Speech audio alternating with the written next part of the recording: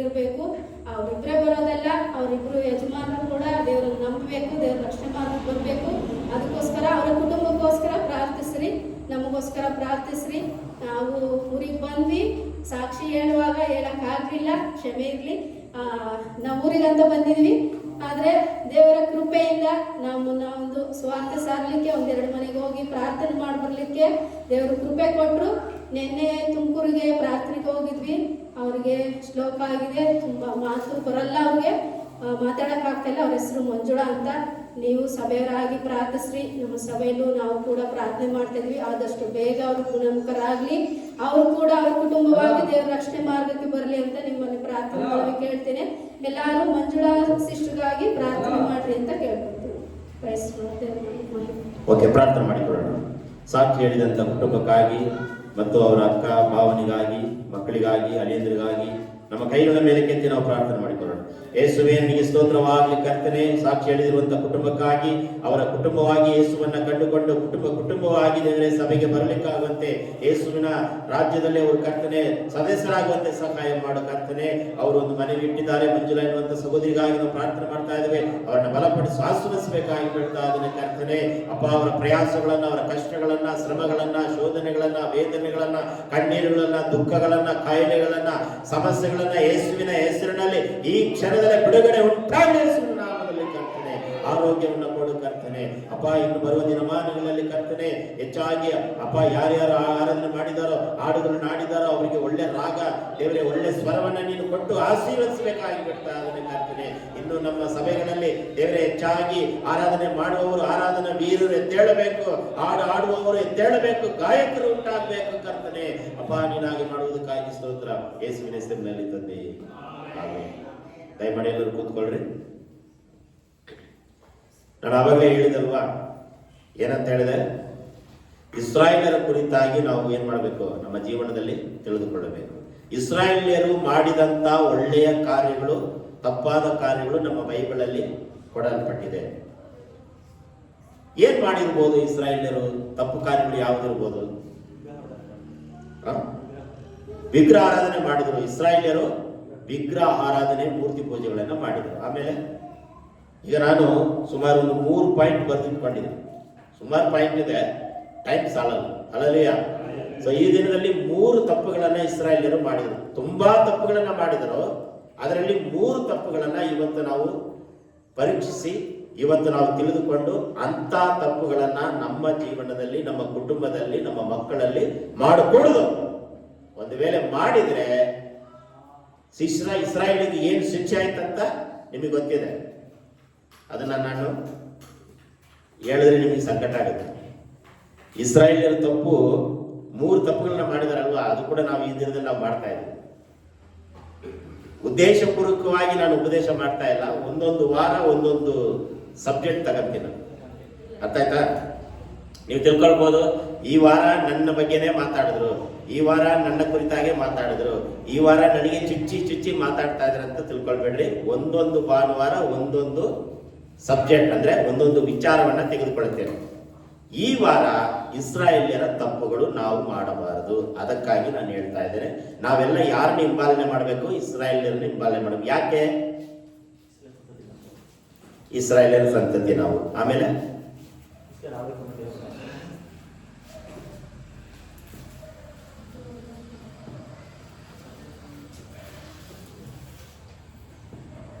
ಆಮೇಲೆ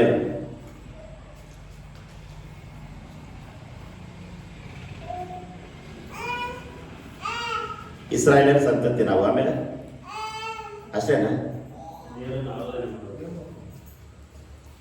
ಇಸ್ರಾಯೇಲ್ಯರು ಚೆನ್ನಾಗಿ ಗಮನ ಕೊಟ್ಕೊಳ್ರಿ. ನಾವೆಲ್ಲ ಸತ್ತ ಮೇಲೆ ಸ್ವರ್ಗಕ್ಕೆ ಹೋಗುವಾಗ ಇಸ್ರಾಯೇಲ್ಯರ 12 ಕುಲ ಗೋತ್ರ ನಮ್ಮ ಮುಂದೆ ಕುತ್ಕೊಂಡು ಜಡ್ಜ್ ಮಾಡುತ್ತೆ. ಪ್ರಕಟಣೆ ಪುಸ್ತಕದಲ್ಲಿ ಬರೆಯುತ್ತದೆ. ಇವೆಲ್ಲ ವಾಕ್ಯ ಓದಿದ್ರೆ ನಿಮ್ಗೆ ಗೊತ್ತಾಗುತ್ತೆ. ನಾವೆಲ್ಲ ಸತ್ತ ಮೇಲೆ ನೀವು ಹೇಳ್ಬೋದು, ನಾನು ಸತ್ತ ಮೇಲೆ ಡೈರೆಕ್ಟ್ ಆಗಿ ಸ್ವರ್ಗಕ್ಕೆ ಹೋಗ್ತೇನಂತ. ಇಲ್ಲ,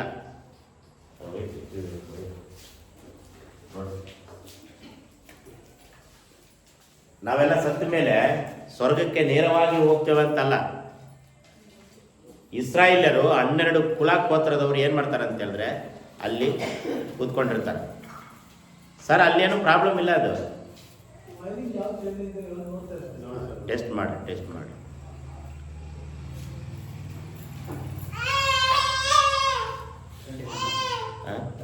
ಕರೆಂಟ್ ಇಲ್ಲ ಹೋಗಿದ್ದ ಅಲ್ಲಿ ನೋಡಿದ್ರೆ ಹೊರಗಡೆ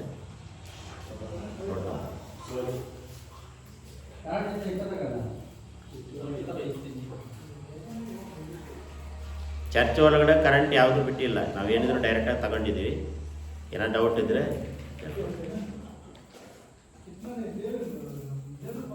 ಏನು ಮಾತಾಡ್ತಾ ಇದೆ?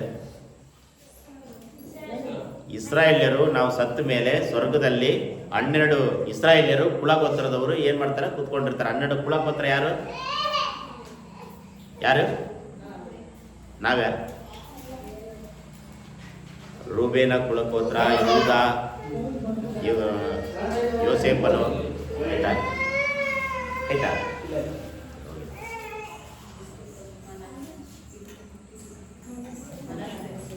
ಮನಸ್ಸೆ ಕುಲಗೋತ್ರ, ಲೇವಿಯ ಕುಲ, ಇವರೆಲ್ಲ ಏನ್ ಮಾಡ್ತಾರೆ? ನಾವು ಈ 12 ಕುಲಗೋತ್ರದಲ್ಲಿ ನಾವು ಯಾವುದಾದ್ರೂ ಒಂದು ಕುಲಗೋತ್ರದಲ್ಲಿ ಇರ್ತೇವೆ.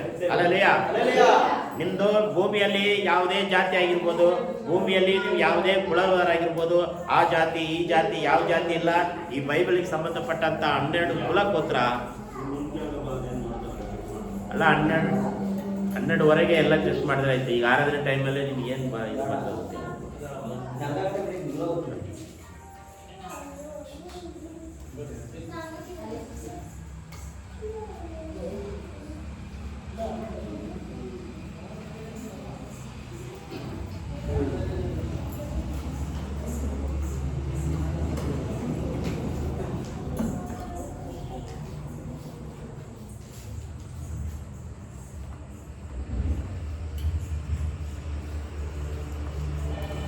ಇದು ಗೊತ್ತಿಲ್ಲ. ಇದು ವೈರ್ ಚೆಕ್ ಮಾಡೋದು ಮೀಟ್ರ್ ತರಬೇಕು, ತಂದಿದ್ರೆ ಚೆಕ್ ಮಾಡ್ತಾರೆ ವೈರ್ ಹೋಗಿ ಅಂತ. ಏನು ಬರೀ ಇಷ್ಟ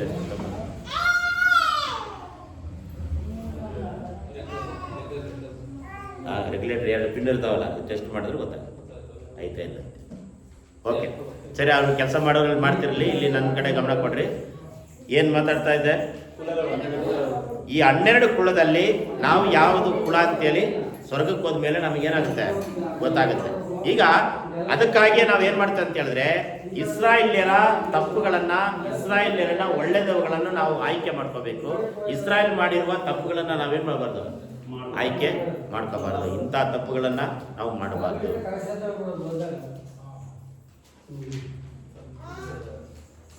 ಏನ ಸರ್? ಓಕೆ,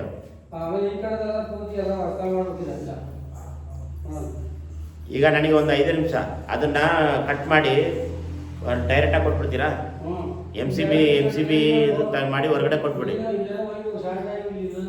ಅದೇ ಒಂದು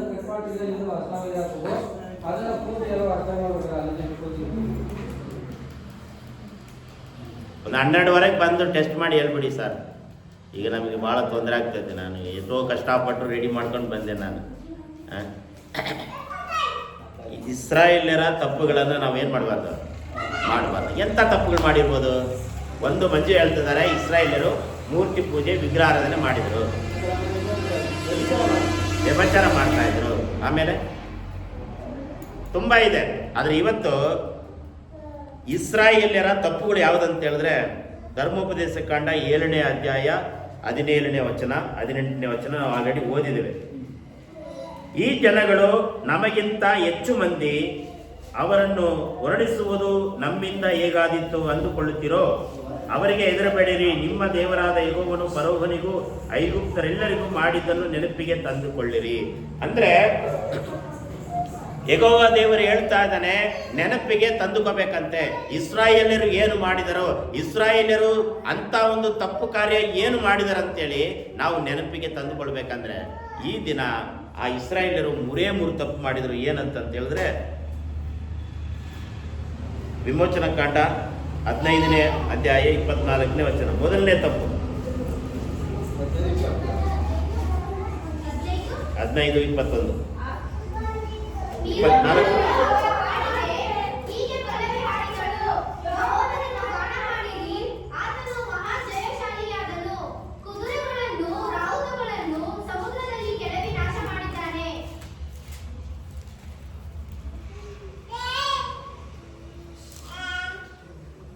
15:22 ಬಳಿಕ ಮೋಶೆಯು ಇಸ್ರಾಯೇಲರನ್ನು ಕೆಂಪು ಸಮುದ್ರದ ಬಳಿಯಿಂದ ಪ್ರಯಾಣ ಮಾಡಿಸಲು ಅವರು ಶೂರಿನ ಅರಣ್ಯದೊಳಗೆ 3 ದಿನ ನಡೆದು ಹೋದರು. ಅಲ್ಲಿ ಅವರಿಗೆ ನೀರು ಸಿಕ್ಕಲೇ ಇಲ್ಲ. ತರುವಾಯ ಮಾರಾ ಎಂಬ ಸ್ಥಳವನ್ನು ಸೇರಿದರು. ಆದರೆ ಆ ಸ್ಥಳದ ನೀರು ಕಹಿಯಾಗಿದ್ದರಿಂದ ಅವರಿಗೆ ಅದನ್ನು ಕುಡಿಯುವುದಕ್ಕಾಗದೆ ಹೋಯಿತು. ಆದುದರಿಂದಲೇ ಆ ಸ್ಥಳಕ್ಕೆ ಮಾರಾ ಎಂದು ಹೆಸರಾಯಿತು. ಜನರು ನಾವೇನು ಕುಡಿಯಬೇಕೆಂದು 25ನೇ ವಚನ ಮಾತ್ರ ಸಾಕು. ಮೋಸೆ ಮೇಲೆ ಸಾಕು. ಇಸ್ರಾಯೇಲರು ಮಾಡಿದಂತ ಮೊದಲನೇ ತಪ್ಪು ಯಾವುದಂತ ಹೇಳಿದ್ರೆ ಗುಣಗುಟ್ಟುವಂಥದ್ದು. ಇಸ್ರಾಯೇಲರ ನಡತೆ, ಇಸ್ರಾಯೇಲರ ಕ್ಯಾರೆಕ್ಟರ್, ಇಸ್ರಾಯೇಲರ ಒಂದು ಅವರ ಒಂದು ಸಂಗತಿ ಏನಪ್ಪಾ ಅಂತ ಹೇಳಿದ್ರೆ ಮೊದಲನೇದಾಗಿ ಏನ್ ಮಾಡ್ತಾ ಇದ್ರು? ಗುಣಗುಡ್ತಾ ಇದ್ರು. ಐಗುಪ್ತ ದೇಶದಲ್ಲಿ ಗುಲಾಮರಾಗಿದ್ದರು, ಐಗುಪ್ತ ದೇಶದಲ್ಲಿ ಬಿಟ್ಟಿ ಕೆಲಸವನ್ನ ಮಾಡ್ತಾ ಇದ್ರು, ಐಗುಪ್ತ ದೇಶದಲ್ಲಿ ಶಾಪಗ್ರಸ್ತರಾಗಿದ್ದರು, ಐಗುಪ್ತ ದೇಶದಲ್ಲಿ ಆ ಸೈನಿಕರಿಗೆ ಬಿಟ್ಟಿ ಕೆಲಸವನ್ನ ಅಂದ್ರೆ ಗುಲಾಮತನದಲ್ಲಿ ಅವರು ಜೀವನ ಮಾಡ್ತಾ ಇದ್ರು. ಯಾವಾಗ ಮೋಸೆ ಮೂಲಕ ಇಸ್ರಾಯೇಲ್ಯರನ್ನ ಬಿಡಿಸಿಕೊಂಡು ಬಂಧನದಿಂದ ಬಿಡಿಸಿಕೊಂಡು ಬಂದ ಮೇಲೆ ಇವರು ಮಾಡಿರುವಂತ ಮೊದಲನೇ ಒಂದು ತಪ್ಪು ಯಾವುದಂತ ಹೇಳಿದ್ರೆ ಮೋಸೆಯ ಮೇಲೆ ಗುಣಗುಡ್ತಾ ಇದ್ದಾರೆ. ಯಾವ ವಿಚಾರಕ್ಕಾಗಿ? ನೀರಿಲ್ಲ. ನೀರು ನೀರು ನೀರು ನೀರು. ಈ ಪ್ರಪಂಚದಲ್ಲಿ ನೀರಿಗೋಸ್ಕರ ಎಷ್ಟೋ ಗೋಳಾಟ, ನೀರಿಗೋಸ್ಕರ ಎಷ್ಟೋ ಜನ ಜಗಳ ಮಾಡ್ತಾರೆ. ನೀರಿಗೋಸ್ಕರ, ನಲ್ಲಿಗೋಸ್ಕರ, ಪೈಪ್ಗೋಸ್ಕರ ಬೀದಿಗಳಿಗೆ ಜಗಳ. ಪ್ರಪಂಚದಲ್ಲಿ ಕೂಡ ಜಗಳ. ಈಗಿನ ಜಗಳ ಅಲ್ಲದು, ಹಳೆಯ ಕಾಲದಿಂದ ಜಗಳ ನೀರಿಗೆ. ನಮಗೇನೋ ಈಗೇನೋ ನಿಮಗೆ ಪರವಾಗಿಲ್ಲ, ನೀವೆಲ್ಲ ಕೃಪೆ ಮಾಡಿದ್ರಿ, ಪುಣ್ಯ ಮಾಡಿದಿರ. 2025 ನೀವು 20 ವರ್ಷದಲ್ಲಿ ಯಾರು ಹುಟ್ಟಿದ್ರೆ ನೀವೆಲ್ಲ ಪುಣ್ಯ ಮಾಡಿದಿರ. 2000 ವರ್ಷದಲ್ಲಿ ಅಂದರೆ 24 ವರ್ಷ ಹಿಂದೆ ನೀರಿಗೋಸ್ಕರ ಗಲಾಟೆ. ನೀವೆಲ್ಲ ಸಣ್ಣ ಮಕ್ಕಳು, ನೀವೆಲ್ಲ ಹುಟ್ಟಿರಲ್ಲ. 2000 ವರ್ಷದಲ್ಲಿ ನೀವು ಹುಟ್ಟಿದ್ದೀರಾ? ದೊಡ್ಡವರಿಗೆ ನಿಮ್ಮ ಅಮ್ಮ ಅಪ್ಪ ಮಾತ್ರ ಗೊತ್ತು. ನೀರಿಗೋಸ್ಕರ ಗಂಟೆಗಟ್ಟಲೆ, ಕಿಲೋಮೀಟರ್ ಗಟ್ಟಲೆ 2 ಸೈಕಲಲ್ಲಿ ಹಾಕ್ಕೊಂಡು, 2 ಬಿಂಡಿಗೆಲ್ಲ ಹಾಕ್ಕೊಂಡು ಹೋಗಿ ತಲ್ಕೊಂಡು ಹೋಗಿ. ಆವಾಗೆಲ್ಲ ಪಂಪ್ ಇತ್ತು. ನೀವೆಲ್ಲ ನೋಡಿರಲ್ಲ, ಅದು ನೋಡಿದ್ದೀರಾ? ಅವಾಗೆಲ್ಲ 2000 ವರ್ಷ 2000ರಲ್ಲಿ 99ರಲ್ಲಿ ಹಿಂಗೆ ಹೊಡೆದು ನೀರಿಗೋಸ್ಕರ ಜಗಳ. ಈಗಿಂದಲ್ಲ, ಹಳೇ ಕಾಲದಿಂದ ಇಸ್ರಾಯೇಲ್ ದೇಶದಿಂದಲೂ ನೀರು ಗಲಾಟೆ. ಕೊಡಪಣ ಜಗಳ ಮಾಡ್ತದೆ. ನಾನು ಇಟ್ಟಿದ್ದೆ ಬಂದಿ, ನೀನು ಇಟ್ಟಿದ್ದಿ ಸರ್ತಿ, ನಾನು ಹಿಡಿದ ಮೇಲೆ ನೀನು ಇಡಬೇಕು, ನೀನು ಹಿಡಿದ ಮೇಲೆ ನಾನು ಹಿಡಿಬೇಕು. ಇದೆಲ್ಲ ಗಲಾಟೆಗಳೆಲ್ಲ ನೀವು ನೋಡಿರಲ್ಲ. ತಂದೆ ತಾಯಿಗಳಾದಂಥ ನೀವು ನೋಡಿರ್ತೀರ ಅಷ್ಟೇ. ನಾನು ನೋಡಿದ್ದೀನಿ. ನಿಮ್ಮ ಮಕ್ಕಳು ನೀವು ನೋಡಿರಲ್ಲ. ನೀವು ಆರಾಮಾಗಿ ಹೋದರೆ ಸಾಕು. ಪೈಪ್ ಬಾತ್ರೂಮ್ಗೆ ಹೋದರೆ ಓಪನ್ ಮಾಡಿದ್ರೆ ನೀರು ಬರುತ್ತೆ, ಬಚ್ಚಲಿಗೆ ಹೋದರೆ ಓಪನ್ ಮಾಡಿದ್ರೆ ನೀರು ಬರುತ್ತೆ. ಆವಾಗೆಲ್ಲ ಇಲ್ಲ. ಹೋಗಿ 1 ಕಿಲೋಮೀಟ್ರ್ ಹೋಗಿ ಹೊತ್ಕೊಂಬರ್ಬೇಕು. ಯಾರಾದ್ರು ಹೊತ್ಕೊಂಬಂದಿದ್ದೀರಾ? ಸೊ ನೀರಿಗೋಸ್ಕರ ಗುಣಗುಟ್ಟುವುದನ್ನು ಇಸ್ರಾಯೇಲ್ಯರು ಏನು ಮಾಡಿದ್ರು? ಮೋಸೆಗೆ ಗುಣಗುಡ್ತಾ ಇದ್ರು. ಸೊ ನೀವು ನೀರಿಗೋಸ್ಕರ ಜಗಳ, ಫಿಲ್ಟರ್ ನೀರಿಗೋಸ್ಕರ ಜಗಳ, ಉಪ್ಪು ನೀರಿಗೋಸ್ಕರ ಜಗಳ, ಆ ನೀರು ಈ ನೀರು, ಪ್ರತಿಯೊಂದು ಜಗಳಗಳಾಗ್ತಾ ಇರ್ತದೆ. ಅಲ್ಲಲ್ಲಿಯ ಕೆಲವೊಂದು ಚರ್ಚ್ಗಳಲ್ಲಿ ನೀರಿಲ್ಲ ಅಂದರೆ ತುಂಬ ಕಷ್ಟ. ನೋಡಿ, ನಾನು ಕೂಡ ಒಂದು ಬಾಟಲ್ ನೀರು ತಗೊಂಡ್ಬಿಟ್ಟು ಮನೆಯಿಂದ, ನಾನು ಯಾರನ್ನೂ ನೀರು ಕೊಡ್ರಿ ಅಂತ ನಂಗೆ ಕೇಳೋದು ಇಲ್ಲ. ಮನೆಯಿಂದನೇ ಬಿಸಿ ಮಾಡ್ಕೊಂಡು ಬಂದಿದ್ದು. ಅಲ್ಲಲ್ಲಿಯ ಸೊ ಹಾಗೆ ನೀರಿಗೆ ಭಾಳ ಯಾರು ಗುಣ ಕೊಟ್ಟೋದಿಲ್ಲ. ಮಲಮಂಚಿ ಗುಂಟೆಯವರು ಏನು ನೋಡೋದೇ ಇಲ್ಲ, ಮಿಷಿನ್ ಕಟ್ಟು ಹೋಗ್ಬಿಡ್ತಾರೆ. ಈ ತಾಳೆಗೊಬ್ಬಗೆ ಹೋದರೆ ಅಲ್ಲಿ ನೀರು ಇಲ್ಲ, ಅದು ಕರೆಂಟ್ ಹೋಯ್ದರೆ ಅದು ಇಲ್ಲ. ಈಗೆಲ್ಲ ಗುಣ ಕೊಡ್ತೀವಲ್ವ ಸರ್ವಸಾಧಾರಣವಾಗಿ. ನಮಗೆ ಸ್ವಭಾವ ಬಂದ್ಬಿಟ್ಟಿದೆ. ಅದೆಲ್ಲ ಯಾರ ಸ್ವಭಾವ? ಇಸ್ರಾಯೇಲ್ಯರ ಸ್ವಭಾವ. ನೀರು ಒಂದು ಕೊಡಪ ನೀರಿಲ್ಲ ಅಂದರೆ ಏನಾದ್ರು ನಡೀತದ ಮನೆಯಲ್ಲಿ? ಏನು 1 ವಾರ ನೀರಿಲ್ಲ ಅಂದರೆ ನಾವೇನು ಮಾಡ್ತೀವಿ? ಕಳೆದ ತಿಂಗಳಲ್ಲಿ ಪೈಪೆಲ್ಲ ಒಡೆದೋದಾಗ ನೀರಿಗೆ ಏನು ಮಾಡ್ತಾ ಇದ್ವಿ? ಟ್ಯಾಕ್ಟ್ರಿ ತಗೊಂಡು ಹೋಗಿ, ಟಾಟಾ ಎಸಿ ತಗೊಂಡು ಹೋಗಿ ಡ್ರಮ್ಮೆಲ್ಲ ತುಂಬಿಕೊಂಡು ಬಂದು ನೀರಿಗೋಸ್ಕರ ಗುಣಗುಟ್ಟುದನ್ನು ನೋಡ್ತಾ ಇದ್ವಿ. ಆಮೇಲೆ 2ನೇದಾಗಿ ನೀರು ಹೋಯ್ತು, ದೇವ್ರು ಏನು ಮಾಡ್ದ? ನೀರು ಕೊಟ್ಟ, ಸಂತೃಪ್ತಿ ಆಗಿರಪ್ಪ ಅಂತೇಳಿ ನೀರು ಕೊಟ್ಟ. 2ನೇದಾಗಿ ಏನು ತಪ್ಪು ಮಾಡಿದ್ರು?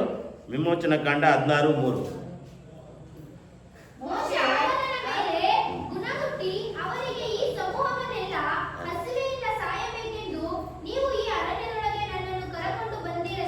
ಇಸ್ರಾಯೇಲರು ಹೇಳ್ತಿದ್ದಾರೆ, ಮೋಸೆಯೇ ನಮ್ಮನ್ನ ಐಗುಪ್ತ ದೇಶದಿಂದ ಸಾಯುವುದಕ್ಕಾಗಿ, ಉಪವಾಸದಲ್ಲಿ ಇರುವುದಕ್ಕಾಗಿ, ಹಸಿವಿನಲ್ಲಿ ಸಾಯಿಸುವುದಕ್ಕಾಗಿ ಕರ್ಕೊಂಬಂದಿಯಾ? ಗುಣಗುಡ್ತಾ ಇದ್ದಾರೆ. 2ನೇದಾಗಿ ಗುಣಗುಟ್ಟುವಿಕೆ ಏನಾಯ್ತಪ್ಪ?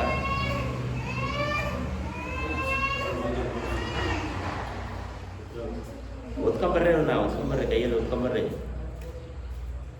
ನನಗೆ ಭಾಳ ತೊಂದರೆ, ಡಿಸ್ಟರ್ಬ್ ಆಗ್ತಾ ಇದೆ.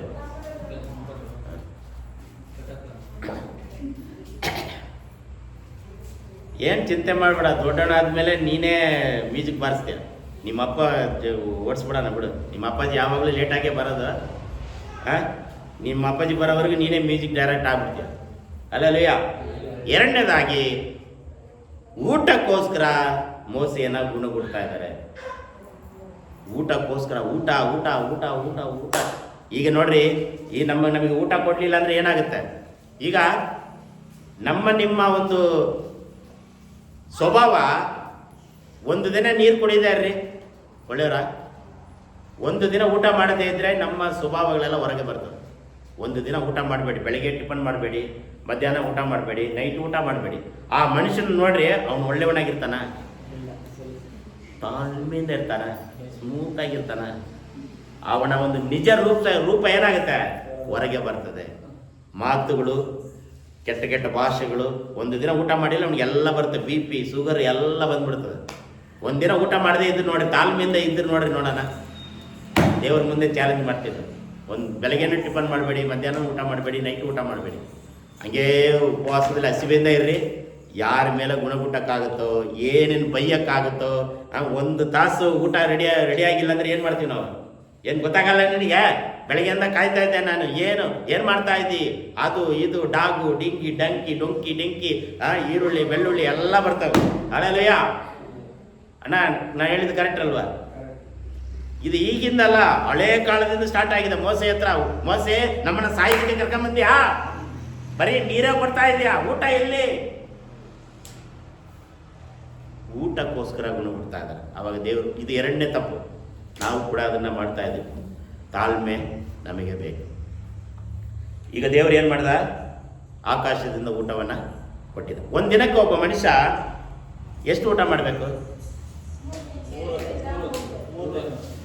3 ಟೈಮ್ ಮಾಡಬೇಕಲ್ಲ. ಅದು ಎಲ್ಲಿಂದ ಪ್ರಾರಂಭ ಆಯಿತು? ಆಮೇಲೆ ನಿಮಗೊಂದು ಟಿಪ್ಸ್ ಹೇಳ್ತೀನಿ. ದೇವರ ಮಕ್ಕಳಿಗೆ ತಲೆದಿಂಬು ಸ್ಟಾರ್ಟ್ ಆಯಿತು? ದೇವರ ಮಕ್ಕಳಿಗೆ ಕುರ್ಚಿ ಎಲ್ಲಿ ಸ್ಟಾರ್ಟ್ ಆಯಿತು? ಚೇರ್. ಕೂತ್ಕೊಳ್ತೀವಲ್ಲ ಈಗ, ಎಲ್ಲಿ ಚೇರ್ ಕೂತ್ಕೊಂತೀವಲ್ವಾ? ಈಗ ಫೈಬರ್ ಚೇರು, ಕಬ್ಬಿಣ ಚೇರು, ಬಂಗಾರ ಚೇರು ಎಲ್ಲ ಬಂದ್ಬಿಟ್ಟಿದೆ. ಎಲ್ಲಿ ಪ್ರಾರಂಭ ಆಯಿತು? ಆಮೇಲೆ ತಲೆದಿಂಬು ಹಾಕೊಂಡು ಮಕ್ಕಂತೀವಲ್ವಾ? ಅದು ಎಲ್ಲಿ ಪ್ರಾರಂಭ ಆಯಿತು? ಬೈಬಲಿಂದ ಕರೆಕ್ಟ್ ಇದೆ. ಎಲ್ಲಿ? ಆಮೇಲೆ ಇನ್ನೊಂದು ಪ್ರಶ್ನೆ ಕೇಳಿದೆ. ಏನದು? ಆವಾಗಲೇ ಒಂದು ಪ್ರಶ್ನೆ ಕೇಳಿದ್ನಲ್ಲ,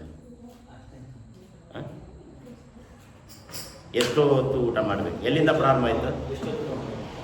ಎಷ್ಟೊತ್ತು ಮಾಡಬೇಕು? 16, 15, 16 ಅಲ್ಲಿಂದ ಪ್ರಾರಂಭ ಆಯಿತು.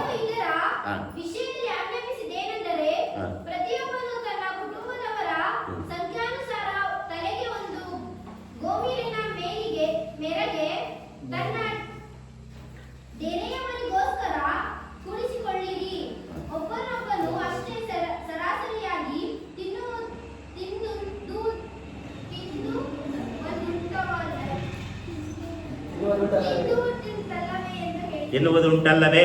16 ನಾನು ಓದ್ತೀನಿ ಕೇಳ್ರಿ.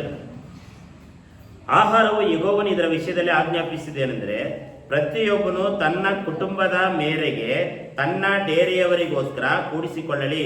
ಒಬ್ಬನು ಅಷ್ಟೇ ಸರಾಸರಿಯಾಗಿ ತಿನ್ನುವುದುಂಟಲ್ಲವೇ? ಎಷ್ಟು ತಿನ್ನಬೇಕು? ಕೆಳಗಡೆ ಪುಟ್ ನೋಟಲ್ಲಿ ಕೊಟ್ಟಿದ್ದಾರೆ. ಕೆಳಗಡೆ ಪುಟ್ ನೋಟ್ 14 ಕೆಳಗಡೆ ಸೀರಿಯಲ್ ನಂಬರ್ ಗೊತ್ತಾ? ಪುಟ್ ನೋಟ್ ಅಂದ್ರೆ ಏನಂತ ಗೊತ್ತಾ? ಅದು 14 ಮುಂದೆ ಹೋದ್ರಿ. ಸುಮಾರು 3 ಸೇರು, 36 ವಚನ. ಅದು 3 ಸೇರು ಅಂದ್ರೆ ಬೆಳಿಗ್ಗೆ 1 ಸೇರು, ಮಧ್ಯಾಹ್ನ 1 ಸೇರು, ಸಾಯಂಕಾಲ 1 ಸೇರು. ಕರೆಕ್ಟಾ? 1 ಸೇರು ಅಂದ್ರೆ ಸಣ್ಣದಿರುತ್ತೆ. ಒಂದು ನಮ್ಮ ಭಾಷೆಯಲ್ಲಿ ಹೇಳ್ಬೇಕಂದ್ರೆ 1 ಟಂಬ್ಲರ್, 1 ಟಂಬ್ಲರ್, 2ನೇ ಟಂಬ್ಲರ್, 3 ಟಂಬ್ಲರ್. ಇಷ್ಟೇ ನಾವು ಊಟ ಮಾಡಬೇಕು. ಅಲ್ಲಯ್ಯ, ಈಗ ಊಟ ಮಾಡೋರು ನೋಡ್ರಿ, 3 ಸಲ ಹಾಕಿದ್ರು ಇನ್ನೂ ಬೇಕಂತ ಸಾಲದೇ ಇಲ್ಲ. ಒಬ್ಬ ಮನುಷ್ಯನಿಗೆ ದೇವರ ವಾಕ್ಯ ಆಜ್ಞಾಪಿಸಿದ್ದು ಏನಿರುತ್ತೆ ಅಂತ ಹೇಳಿದ್ರೆ, ಸರಾಸರಿ 3 ಸೇರು ಸಾಕು. 3 ಸೇರು ಅಂದ್ರೆ 3 kg. ಅಲ್ಲ, ಒಂದೊಂದು ಕುಟುಂಬಕ್ಕೆ ಮಿತಿ ಅಂದರೆ ಇಂಗ್ಲೀಷಲ್ಲಿ ಏನಂತಾರೆ, ಲಿಮಿಟ್ ಫುಡ್ ಅಂತಾರೆ. Limit, unlimited, limited. ಈಗಿನ ಲಿಮಿಟಾಗಿ ಮಾಡ್ತಾರೆ, ಅನ್ಲಿಮಿಟೆಡ್ ಮಾಡ್ತಾರೆ.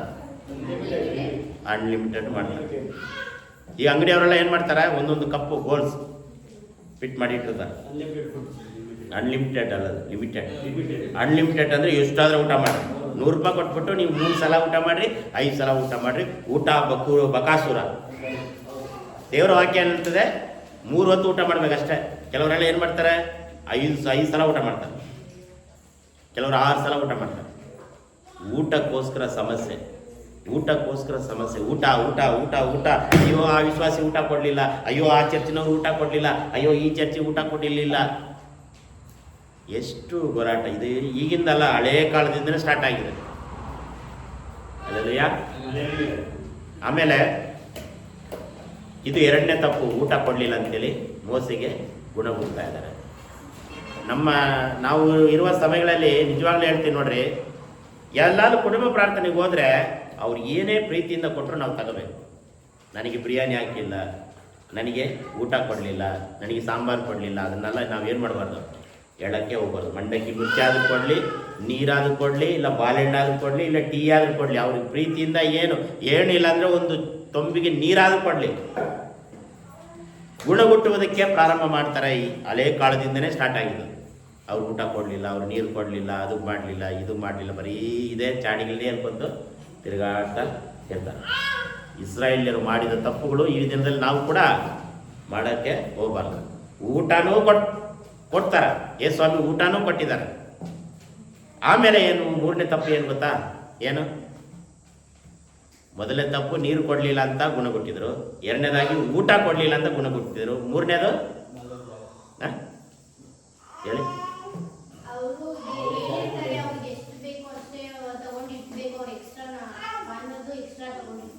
ಎಕ್ಸ್ಟ್ರಾ ಇಟ್ಕೊಳ್ತಾರೆ. ದೇವರು ಹೇಳಿದ್ದನ್ನ ವಿರುದ್ಧವಾಗಿ, ದೇವರು ನಿನಗೆ ಆ ದಿನದಲ್ಲಿ ಡೈಲಿ ನಿಮಗೆ ಊಟ ಸಿಗುತ್ತಪ್ಪ, ನೀವೇನು ಚಿಂತೆ ಮಾಡಕ್ಕೆ ಹೋಗ್ಬೇಡ್ರಿ, ಡೈಲಿ ಊಟ ಸಿಗುತ್ತೆ, ನೀವು ಆ ದಿನದಲ್ಲಿ ಏನು ಬೇಕೋ ಅಷ್ಟು ಸೇಕರಣೆ ಮಾಡ್ಕೊಳ್ರಿ ಅಂತ ದೇವ್ರು ಹೇಳ್ತಾನೆ.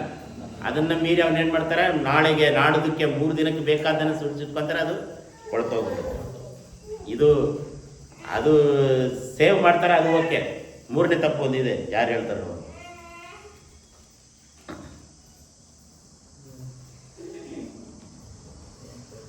ಅರಣ್ಯಕಾಂಡ 11:4.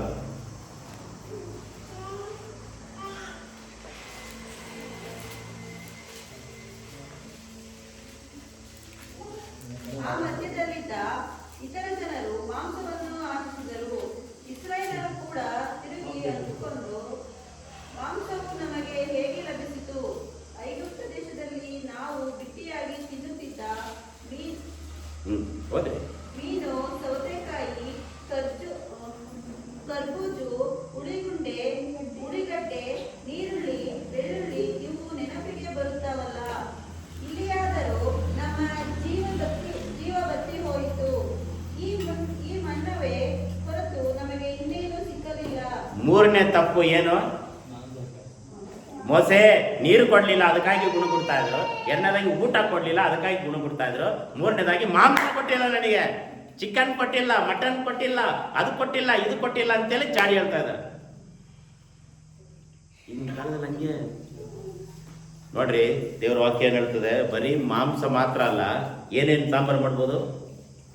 ಮೀನು, ಸೌತೆಕಾಯಿ ಸಾಂಬಾರು ಮಾಡ್ಬೋದು, ಸೌತೆಕಾಯಿ, ಈರುಳ್ಳಿ ಸಾಂಬಾರು ಮಾಡಿರ ಎಂದಾದ್ರು? ಈರುಳ್ಳಿ ಸಾಂಬಾರು ತಿಂದಿರಾ? ಇಲ್ಲ ಅಲ್ಲ, ನಾನು ತಿಂದೀನಿ, ಬರೀ ಈರುಳ್ಳಿನೇ, ಬೇರೆ ಏನಿಲ್ಲ. ಈರುಳ್ಳಿ ತಿಂದ್ರಿ, ಗದಗಿನಲ್ಲಿ ತಿಂದೀನಿ. ಗದಗ ಪಕ್ಕದಲ್ಲಿ ಗುತ್ತಲ ಅಂತ ಒಂದು ಊರಿದೆ. ಅಲ್ಲಿ ನಾನು ಹೋಗಿದ್ದಾಗ, ಕುಟುಂಬ ಪ್ರೇಯರ್ಗೆ ಹೋಗಿದ್ದಾಗ ಈರುಳ್ಳಿ ಸಾಂಬಾರು ಮಾಡಿದ್ದಾರೆ. ನೀವಾಗಿದ್ರೆ ಊಟ ಮಾಡ್ತಿದ್ರ? ಓಕೆ, ಧನ್ಯವಾದಗಳು, ಸಬಾಸ್, ನೀವು ಊಟ ಮಾಡ್ತೀರ, ವೆರಿ ಗುಡ್. ಬರೀ ಈರುಳ್ಳಿ ಸಾರು, ಬೇರೆ ಏನಿಲ್ಲ, ಬರೀ ಈರುಳ್ಳಿ ಅಷ್ಟೇ, ಬೇರೆ ಏನಿಲ್ಲ. ತರಕಾರಿ ಗಿರ್ಕಾರಿ ಏನಿಲ್ಲ, ರಸಮ್ ಥರ ಇರುತ್ತೆ, ಈರುಳ್ಳಿ ತುಂಬ ಇರುತ್ತೆ. ಚಿಕ್ಕದು, ಬರೀ ಈರುಳ್ಳಿ, ಉಳ್ಳಾಗಡ್ಡೆ, ಮತ್ತು ಬೆಳ್ಳುಳ್ಳಿ ಸಾರು, ಬೆಳ್ಳುಳ್ಳಿ ಚಟ್ನಿ. ಮತ್ತೆ ಯಾಕೆ ಚಿಕನ್ನೇ ಬೇಕಂತೀರ? ಯಾಕೆ ಮಟನೇ ಬೇಕಂತೀರ? ಅಲ್ಲೆಲ್ಲಯ್ಯ, ನೀವಲ್ಲ, ಇಸ್ರಾಯೇಲರ್ ಕೇಳ್ತಾ ಇದ್ದಾರೆ. ಇಸ್ರಾಯೇಲರಿಗೆ ಬೇಕಂತೆ, ಏನ್ ಬೇಕು? ಮಾಂಸ ಬೇಕಂತೆ. ಮಾಂಸ ಮಾಂಸ ಮಾಂಸ ಮಾಂಸ ಮಾಂಸ ಮಾಂಸ ಅಂದ್ರೆ ಸಾಕು. ಈಗ ನಿಮ್ಮ ಮನೆಯಲ್ಲಿ ನಾನು ಅದಕ್ಕೆ ಕ್ರಿಸ್ಮಸ್ ಟೈಮಲ್ಲಿ ಹೇಳಿದೆ, ನಾನು ಮಾಂಸ ಬೇಡ್ರಿ, ಬರೀ ಅನ್ನ ಸಾಂಬಾರು ಹಾಕೋಣ ಅಂತ ಕೇಳಿದೆ. ನೀವೇನಂದ್ರಿ? ಇಲ್ಲ, ಮಾಂಸ ಹಾಕ್ಬೇಕು, ಮಾಂಸ ಹಾಕ್ಬೇಕಂದ್ರೆ. ಎಷ್ಟು ಸಮಸ್ಯೆ ಆಯ್ತಲ್ವ? ಆ ಬಿರಿಯಾನಿ ಮಾಡಿದ್ದೆ ಎಲ್ಲಿಗೆ ಹೋಯ್ತೋ ಎಲ್ಲಿಗೆ ಬಂತೋ ಗೊತ್ತಿಲ್ಲ. ಅಲ್ಲಲ್ವಯ್ಯ? ಹಾಗೆ ಇದು ಈಗಿನ ಸಮಸ್ಯೆ. ಈ ಮಾಂಸದ ಊಟ ಈಗಿನ ಸಮಸ್ಯೆ ಅಲ್ಲ, ಹಳೇ ಕಾಲದಿಂದ ನಡ್ಕೊಂಡು ಬಂದಿದೆ. ನಮಗೆ ಮಾಂಸ ಕೊಟ್ಟಿಲ್ಲ. ಆವಾಗ ಏನ್ ಸ್ವಾಮಿಗೆ ಸಿಟ್ಟು ಬಂದು ಏನು ಮಾಡ್ತಾರೆ, ಯಪ್ಪ ನೀನು ಆರಾಮಾಗಿ ಮನೇಲಿ ಕೂತ್ಕೊಂಡ್ಬಿಡ್ರಿ, ನೀವು ಬೇಟೆ ಆಡಕ್ಕೆ ಹೋಗ್ಬೇಡ್ರಿ, ನಿಮ್ಮ ಮನೆ ಬಾಗಿಲಲ್ಲೇ ಬಂದು ಎಲ್ಲ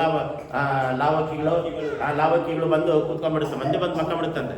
ನಮ್ಮ ಚರ್ಚಿನಲ್ಲಿ ಬಂದು ಕುಂದಿರ್ತಾವಲ್ಲ, ಅದೇ ಥರ ಹಳೆಯ ಕಾಲದಲ್ಲಿ ಬಂದು ಅವರ ಮಡಿಲಲ್ಲೇ ಬಂದು ಬೀಳ್ತಾ ಇತ್ತಂತೆ.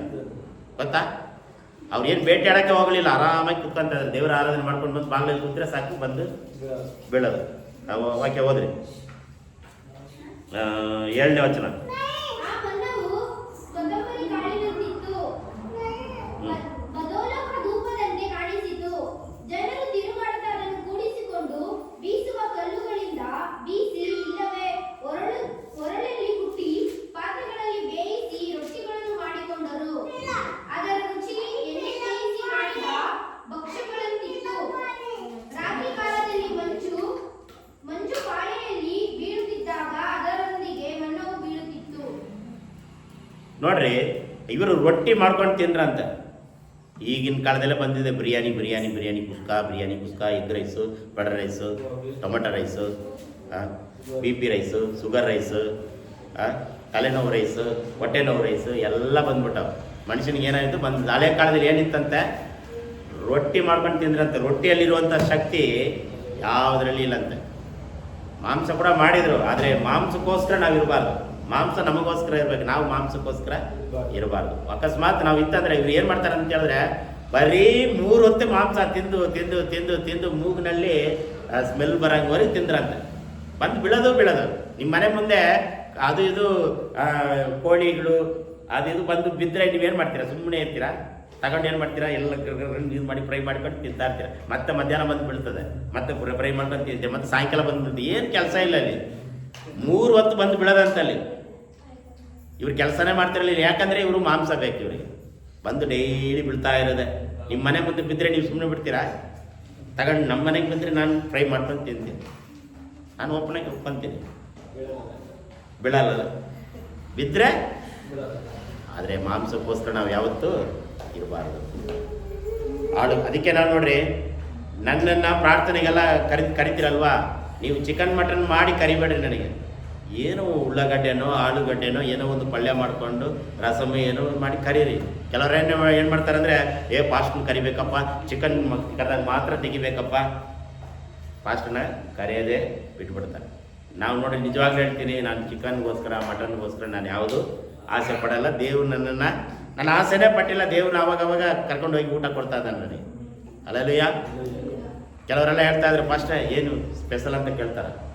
ನನಗೇನು ವಿಶ್ವಾಸಿಗಳು ಏನು ದೇವ್ರು ಕೊಡ್ತಾನೆ ಅದೇ ನನಗೆ ಸ್ಪೆಷಲ್. ಸೊ ಹಾಗೆ ಮಾಂಸಕ್ಕೋಸ್ಕರ ನಾವು ಯಾವತ್ತೂ ಗುಣಗುಟ್ಟುವುದು ಬೇಡವೇ ಬೇಡ. ದೇವರ ಪ್ರೀತಿಯಿಂದ ಏನು ಕೊಡ್ತಾರೋ ಅದನ್ನು ನಾವೇನು ಮಾಡಬೇಕು? ಸ್ವೀಕಾರ ಮಾಡ್ಕೋಬೇಕು. ಅದಕ್ಕೆ ಇನ್ನು ಮುಂದೆ ನೀವೇನು ಮಾಡಿರಿ, ನಿಮ್ಮ ಮನೆಯಲ್ಲಿ ಕುಟುಂಬ ಪ್ರಾರ್ಥನೆ ಇಟ್ಕೊಳ್ರಿ. ಮಾಂಸಾಹಾರನೇ ಕೊಡಬೇಕಂತೇನಿಲ್ಲ, ಏನಾದರೂ ನಿಮ್ಮ ಒಂದು ಪ್ರೀತಿ ವಿಶ್ವಾಸ, ದೇವರು ನಿಮ್ಮ ನೋಡ್ತಾ ಇದ್ದಾನೆ, ದೇವರು ನಿಮ್ಮನ್ನು ಏನು ಮಾಡ್ತಾನೆ? ಆಶೀರ್ವಾದ ಮಾಡಬೇಕು. ಅದಕ್ಕಾಗಿ ನಾವೇನು ಮಾಡಬೇಕು? ಕಾತಿರೋದಿಲ್ಲ, ನಾವು ಕಾಯಬೇಕು. ಆಮೇಲೆ ಅದೇ ವಿಮೋಚನಾ ಕಂಡ 16-17. ಇಸ್ರಾಯೇಲರು ಹಾಗೆ ಮಾಡಿ ಕೆಲವರು ಹೆಚ್ಚಾಗಿ ಕೆಲವರು ಕಡಿಮೆಯಾಗಿ ಕೂಡಿಸಿಕೊಂಡು ಗೋಮೇರಿನಿಂದ ಅಳತೆ ಮಾಡಿದರು. ಯಾವುದರಿಂದ? ಗೋಮೇರಿ. ನೋಡಿ, ಅಳತೆ ಮಾಡಿ ಮಾಡಿ ತಗೊಂಡು ಕೂಡಿಸಿ ಇಟ್ಕೊಂಡ್ರಂತ. ಸೊ ಎಷ್ಟರ ನಾವು ಕೂಡಿಸಿ ಇಡಬಾರ್ದು. ಮತ್ತೆ ಈಗ ಇನ್ನೊಂದು ತಪ್ಪು ಮಾಡ್ತಾ ಇದ್ದಾರೆ. ದೇವರು ಪ್ರಾರಂಭದಲ್ಲಿ ನೀರನ್ನು ಕೊಟ್ಟಿದ್ದ, ಆಹಾರವನ್ನು ಕೊಟ್ಟಿದ್ದ, 3ನೇದಾಗಿ ಮಾಂಸಾಹಾರವನ್ನು ಕೊಟ್ಟಿದ್ದ, 4ನೇದಾಗಿ ಏನು ಮಾಡ್ತಾರೆ? ತಿರುಗಿ ಮತ್ತೆ ಅವರು ತಪ್ಪು ಮಾಡ್ತಾರೆ. ಏನಂತ ಹೇಳಿದ್ರೆ, ಕಳ್ಳು ತಗೊಂಡು ಒಡೆಯುವಷ್ಟು ಸಿಟ್ಟಾಗ್ಬಿಟ್ಟಿದೆ ಅವರಿಗೆ. ಯಾವುದು?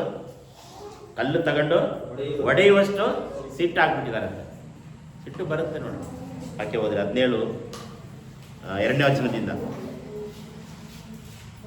ಬಹಳ ಕೂಡಿಸಿದವರಿಗೆ ವಿಮೋಚನ ಕಂಡ 17 2ರಿಂದ. ಕುಡಿಯುವುದಕ್ಕೆ ನೀರಿಲ್ಲದ ಕಾರಣ ಜನರು ಮೋಶೆಯ ಸಂಗಡ ವಾದಿಸುತ್ತಾ ತಮಗೆ ಕುಡಿಯುವುದಕ್ಕೆ ನೀರು ದೊರಕಿಸಿಕೊಡಬೇಕು ಎಂದು ಹೇಳಿದಾಗ ಮೋಶೆ, ನೀವು ನನ್ನ ಸಂಗಡ ವಾದಿಸುವುದೇನು? ಯೆಹೋವನನ್ನು ಯಾಕೆ ಪರೀಕ್ಷಿಸುತ್ತೀರಿ ಎಂದು ಅವರಿಗೆ ಹೇಳಿದನು. ನೋಡ್ರಿ, ಯೆಹೋವನನ್ನ ಯಾಕೆ ನೀವು ಪರೀಕ್ಷೆ ಮಾಡ್ತಾ ಇದ್ದೀರಾ? ದೇವರಿಗೆ ವಿರುದ್ಧವಾಗಿ ಯಾಕೆ ನೀವು ವಾದ ಮಾಡ್ತಾ ಇದ್ದೀರಾ ಅಂತೇಳಿ ಮೋಸ ಏನ್ ಮಾಡ್ತಾನೆ, ಜನರ ಹತ್ರ ಕೇಳ್ತಾ ಇದ್ದಾನೆ. ಇವ್ರೇನ್ ಮಾಡ್ತಾರೆ ಮುಂದೆ 4ನೇ ವಚನ. ಆಗ ಮೋಶೆಯು ಅಲ್ಲಿ ಜನರು 4:3 17:4. ಅಲ್ಲಿ ಜನರು ನೀರಿಲ್ಲದೆ ಆಗ ಮೋಸೆಯು ಆಗ ಮೋಶೆಯು ಯೆಹೋವನಿಗೆ ಮೊರೆಯಿಟ್ಟು, ಈ ಜನರಿಗೋಸ್ಕರ ನಾನೇನು ಮಾಡಲಿ? ಈ ಜನರಿಗೋಸ್ಕರ ನಾನು ಏನು ಮಾಡಲಿ? ಈ ಬೇತೇಲ್ ಜನರಿಗೋಸ್ಕರ ನಾನು ಎಂಥದ್ದು ಸಹಿಸಿಕೊಳ್ಳಲಿ ಎಂಬುದಾಗಿ ಮೋಸ ಇವತ್ತು ನನ್ನ ಮುಖಾಂತರ ನಿಮ್ಗೆ ಕೇಳ್ತಾ ಇದ್ದಾರೆ. ಅಂದು ಇಸ್ರಾಯೇಲ್ಯರ ಮುಖಾಂತರ ಮೋಸ ಕೇಳ್ತಾ ಇದ್ದ. ಈಗ ಮಲಮಾಚಿಕೊಂಡೆ ಸಭೆ ವಿಶ್ವಾಸಿಗಳು ನಾನು ಏನು ಮಾಡಲಿ ಅಂತವರಿಗೋಸ್ಕರ ನೀರಿಲ್ಲದ ಕಾರಣ ಅವರು ನನ್ನನ್ನು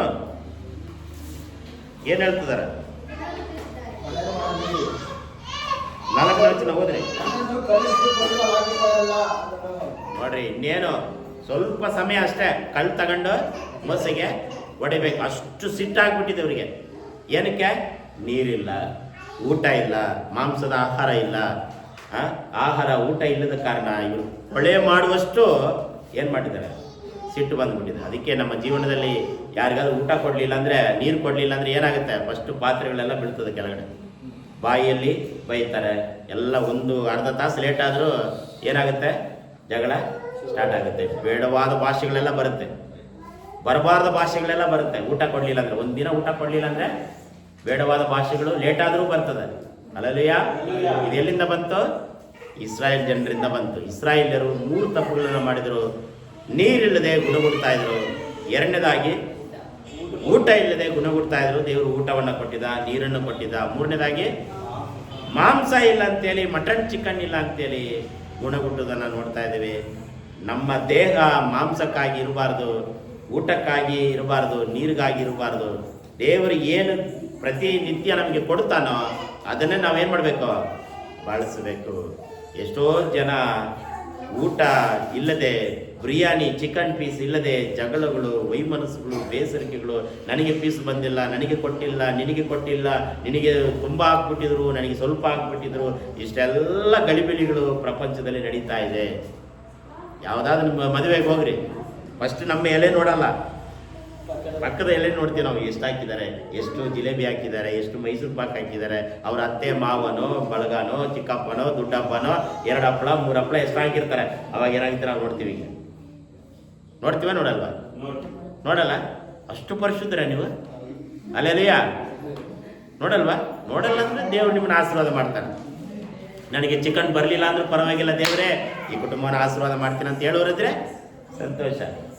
ಬರೋದಿಲ್ಲ. ಇಸ್ರಾಯೇಲ್ಯರು ಅಷ್ಟು ದೊಡ್ಡ ಇಸ್ರಾಯೇಲ್ಯರಿಗೆ ಸಿಟ್ಟು ಬಂತು ಮಾಂಸ ಇಲ್ಲ ಅಂತೇಳಿ. ನಾವು ನೀವೆಲ್ಲ ಎಂಥವ್ರು? ನಾವು ನೀವು ಯಾವ ಲೆಕ್ಕ? ಮಂಜು ಹೇಳ್ದಂಗೆ ನಾವೆಲ್ಲ ಎಂಥ ಲೆಕ್ಕ? ಅದಕ್ಕೆ ನಮಗೆ ಚಿಕನ್ ಇರಲಿ, ಮಟನ್ ಇರಲಿ, ಊಟ ಇರಲಿ, ಸಾಸಿವೆ ಕಾಲಾಗಿರಲಿ, ಬೆಳ್ಳುಳ್ಳಿ ಸಾರಾಗಿರಲಿ, ಅಥವಾ ಟೊಮೆಟೊ ಬಾತ್ ಆಗಿರಲಿ, ಏನೇ ಆಗಲಿ ದೇವರು ಏನು ಕೊಡ್ತಾರೆ ಅದನ್ನು ಬಳಸಬೇಕು. ಒಂದು ವೇಳೆ ನಾವು ಗುಣಗುಟ್ಟಿದ್ರೆ, ಒಂದು ವೇಳೆ ನಾವು ಮುರುಮುರುಕುತ್ತಿದ್ರೆ ದೇವ್ರು ಏನು ಮಾಡ್ತಾನಂದ್ರೆ ನಮ್ಮನ್ನು ಕೆಳಗೆ ತಗೊಳ್ತಾನೆ. ಎಷ್ಟೋ ಜನ ತಿಂದು ತಿಂದು ಸತ್ತೋಗ್ಬಿಟ್ಟಾರೆ. ಉಸಿರಾಡೋದಕ್ಕೆ ಸತ್ತೋಗ್ಬಿಟ್ಟಾರೆ. ಇಡೀ 1 ತಿಂಗಳು ನೀವು ಮಟನ್ ತಿಂದು ನೋಡ್ರಿ, 2ನೇ ತಿಂಗಳಲ್ಲಿ ನೀವು ಜೀವಂತವಾಗಿ ಇರೋಲ್ಲ. ಇರ್ತೀರಾ? ಇರಲ್ಲ. ಬೆಳಗ್ಗೆನೂ ಚಿಕನು, ಮಧ್ಯಾಹ್ನ ಚಿಕನು, ನೈಟು ಚಿಕನ್. ಇಸ್ರಾಯೇಲಿ ತಿಂತಾ ಇದ್ರು 3 ಹೊತ್ತು. ಅದು ನೀವು ತಿಂತಾ ಇದ್ರೆ ಮುಂದಿನ ಭಾನುವಾರ ನಾವು ಚರ್ಚೆ ಮಾಡಲ್ಲ. ನಾವು ಬೇಗ ಹೋಗ್ಬಿಡ್ತೀವಿ, ಸಮಾಧಿಗೆ ಸೇರಿಬಿಡ್ತೀವಿ ನಾವು, ಇಲ್ಲ ಹಾಸ್ಪಿಟ್ಲಿಗೆ ಹೋಗ್ಬಿಡ್ತೀವಿ ನಾವು. ನಿಜ. ಈ ಇಸ್ರಾಯೇಲ್ಯರು ಸತ್ತು ಹೋದರು ಊಟ ಮಾಡೋದಕ್ಕೆ. ಇನ್ನೂ ಅನೇಕ ತಪ್ಪುಗಳಿದೆ, ಅದನ್ನು ಮುಂದಿನ ವಾರ ನೋಡೋಣ. ಈ ಭಾನುವಾರ 3 ತಪ್ಪುಗಳನ್ನು ಇಸ್ರಾಯೇಲ್ಯರು ಮಾಡಿದರು, ಅದನ್ನು ನಾವು ಹಿಂಬಾಲನೆ ಮಾಡಬಾರ್ದು. ಯಾವ ತಪ್ಪು? ನೀರಿಲ್ಲದೆ ಗುಣಗುಡ್ತಾ ಇದ್ರು. ಇಲ್ಲಿ ನೀರಿಲ್ಲ ಕೆಲವೊಂದು ಟೈಮಲ್ಲಿ. ಊಟ ಇಲ್ಲದೆ ಗುಣಗುಡ್ತಾ ಇದ್ರು. ಕೆಲವೊಂದು ಟೈಮ್ ಊಟ ಸಿಗ್ತದೆ, ಒಂದೊಂದು ಭಾನುವಾರ ಊಟ ಸಿಗುತ್ತೆ, ಒಂದೊಂದು ಸರಿ ಭಾನುವಾರ ಸಿಗೋದಿಲ್ಲ. ಅದಕ್ಕಾಗಿ ಗುಣಗುಟ್ಟೋದು ಬೇಡ. ಮೂರನೇದು ಒಂದೊಂದು ಸರಿ ಮಾಂಸ ಇರ್ತದೆ, ಒಂದೊಂದು ಸರಿ ಚಿಕನ್ ಇರುತ್ತೆ, ಒಂದೊಂದು ಸರಿ ಪಲಾವ್ ಇರುತ್ತೆ, ವೆಜಿಟೇಬಾತು ಅದು ಇದು ಏನಾದರೂ ಇರುತ್ತೆ. ನಾವು ಗುಣಗುಟ್ಟೋದು ಬೇಡ. ಚಿಕನ್ ಇದ್ದರೆ ಚೆನ್ನಾಗಿರುತ್ತೆ, ಮಟನ್ ಇದ್ದರೆ ಚೆನ್ನಾಗಿರುತ್ತೆ, ಅದನ್ನು ನಾವು ಗುಣಗುಟ್ಟೋದು ಬೇಡ. ಇಸ್ರಾಯೇಲರು ಗುಣಗುಟ್ಟಿದ್ರು, ನಾವು ಕೂಡ ಗುಣಗುಟ್ಟಬಾರದು. ಕೊನೆಯದಾಗಿ ನಾವೆಲ್ಲರೂ ಎದುರಿತ್ತುಕೊಳ್ಳೋಣ. ದೇವರಿಗೆ ನಾವು ಒಂದು ಹಾಡನ್ನು ಹಾಡಿ ದೇವರನ್ನು ನಾವು ಘನಪಡಿಸೋಣ. ಕೊನೆಯದಾಗಿ ನಾವು ಪ್ರಾರ್ಥನೆ ಮಾಡಿ ಮುಗಿಸೋಣ. Hallelujah, hallelujah. ಎಲ್ಲರೂ ಎದುರಿತ್ತುಕೊಳ್ಳಿ. ಯೇಸುವೇ ನಿನಗೆ ಸ್ತೋತ್ರವಾಗಲಿ. ಪರಿಶುದ್ಧನೇ, ಪರಿಶುದ್ಧನೇ, ಪರಿಶುದ್ಧನೇ ನಿನಗೆ ಸ್ತೋತ್ರವಾಗಲಿ. ಕರ್ತನೇ ನಿನಗೆ ಸ್ತೋತ್ರ.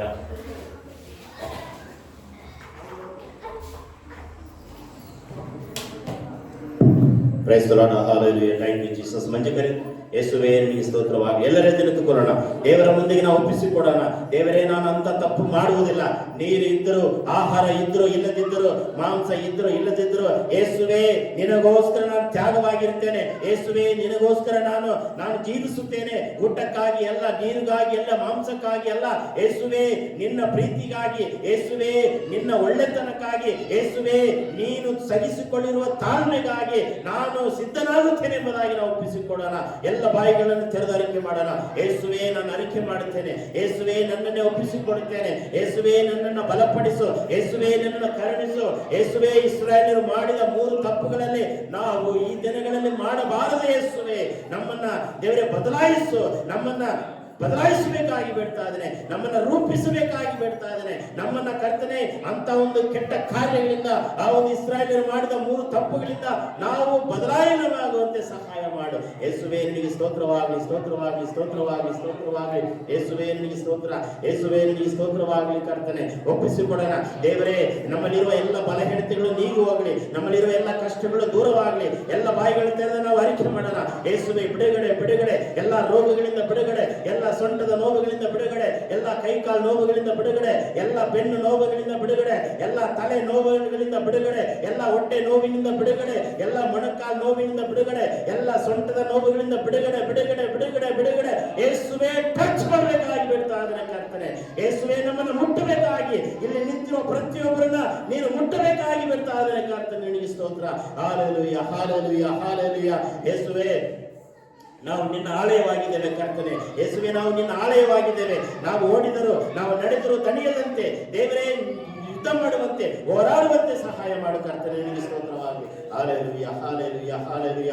ಯೇಸುವೇ ನಾವು ನಿನ್ನ ಆಲಯ, ನಮ್ಮಲ್ಲಿ ತುಂಬಿಸು. ಜೀವಜಲ ಎಂಬ ಹಾಡನಾಡಿ ದೇವರನ್ನು ನಾವು ದೇವರಿಗೆ ಒಪ್ಪಿಸಿಕೊಡೋಣ ಪ್ರೇರೆ. ನಾವು ನಡೆದರು, ಓಡಿದರು, ಕೆಲಸ ಮಾಡಿದರು ತಣಿಯದಂತೆ, ಸೋತು ಹೋಗದಂತೆ, ನಾವು ಧೈರ್ಯವಾಗಿ ಜಯಶಾಲಿಯಾಗುವಂತೆ ಸಹಾಯ ಮಾಡಿ ಎಂಬುದಾಗಿ ನಾವು ಕೇಳಿಕೊಳ್ಳೋಣ ಪ್ರಿಯರೇ. ಹಾಲೆಲೂಯ. ಯೇಸುವೇ ನಿನಗೆ ಸ್ತೋತ್ರವಾಗಲಿ, ಸ್ತೋತ್ರವಾಗಲಿ, ಸ್ತೋತ್ರವಾಗಲಿ. ಯೇಸುವೇ ನಾವು ನಿನ್ನ ಆಲಯ, ತುಂಬಿಸು ನಮ್ಮಲ್ಲಿ ಜೀವಜಲ. ಯೇಸುವೇ ನಾವು ನಿನ್ನ ಆಲಯ, ತುಂಬಿಸು ನಮ್ಮಲ್ಲಿ ಜೀವಜಲ. ಜಲ ಜಲ ಜಲ ಜಲ ಜೀವಜಲ, ಇದು ದೇವರ ಆತ್ಮಬಲ. ಜಲ ಜಲ ಜಲ ಜಲ ಜೀವಜಲ, ಇದು ದೇವರ